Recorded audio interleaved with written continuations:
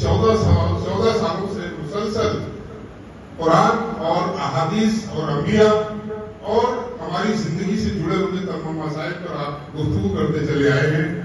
اسی سلسلے کی یہ بہترین پیشکش پچھلے 2 سال پہلے ایک ایسی کتاب کے ذریعے سے ہوئی جس میں آپ نے 79 وہ آیات تلاش کی جس میں ایمان والوں سے خطاب کیا گیا ہے اور ان کو بار بار بتایا گیا کہ ایمان والوں اپنے اندر اس زاویے سے سدھار کر لو، اپنے اندر اس زاویے سے سدھار کر لو. جیسا کہ ابھی آپ پوری تقریر پچھلے 5 دنوں سے ابھی بھی سن رہے ہیں. آج اسی سلسلے کی دوسری کتاب کا اجرا ہونے جا رہا ہے. ہمارے درمیان تقی سجاد صاحب قبلہ محترم، جن کے یہاں لفظیات ایسی ہیں کہ اگر وہ بولنا شروع کرتے ہیں تو لفظوں کی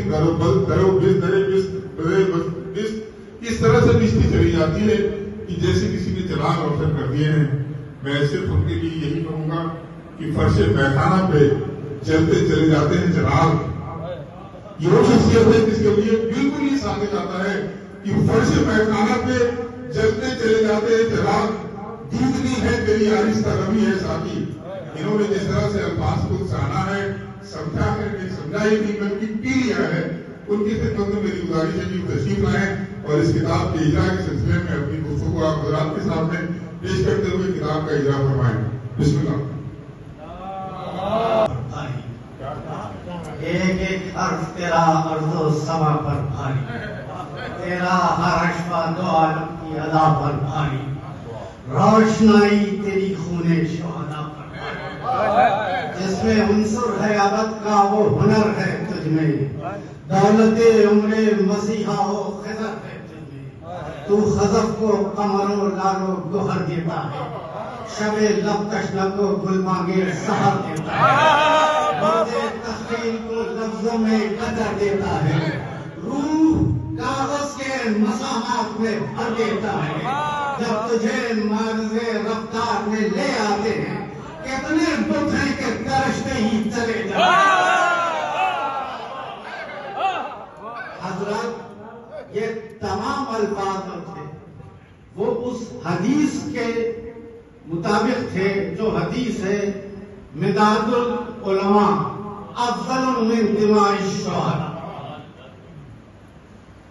علماء کے قلم کی سیاہی شہداء کے خون سے افضل. کاروان تہذیب جو کارہائے نمایاں انجام دے رہا ہے وہ سعادتوں کی اس منزل پہ ہے. پلیٹ فارمز الگ ہوتے ہیں اور وہاں جسم اور جسمانیت کا بہت خیال رکھا جاتا ہے.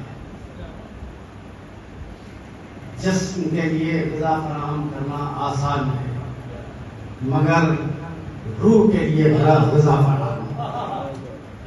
کاروان تہذیب و پلیٹ فارم ہے جہاں روح کی اور روح کے عناصر کے لیے غذا فراہم کی جا رہی ہے. اور دوسری بات، جو کاروان تہذیب کو لوگ چلا رہے ہیں یا جو لوگ اس کے اندر شامل ہیں، بہت عرصے سے میں اس کا مطالعہ کر رہا ہوں اور میں اس نتیجے پر پہنچا ہوں کہ اب تک اس کاروان میں جو افراد ہیں شاید ان میں ابھی خود نمائی کے جراثیم پیدا نہیں ہوئے.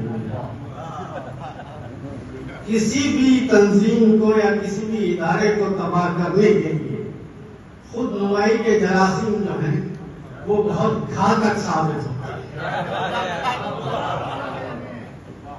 تو کاروان تہذیب جس رفتار سے چل رہا ہے اور اب اس ذات اور شخصیت سے متعلق کہ جو تفسیر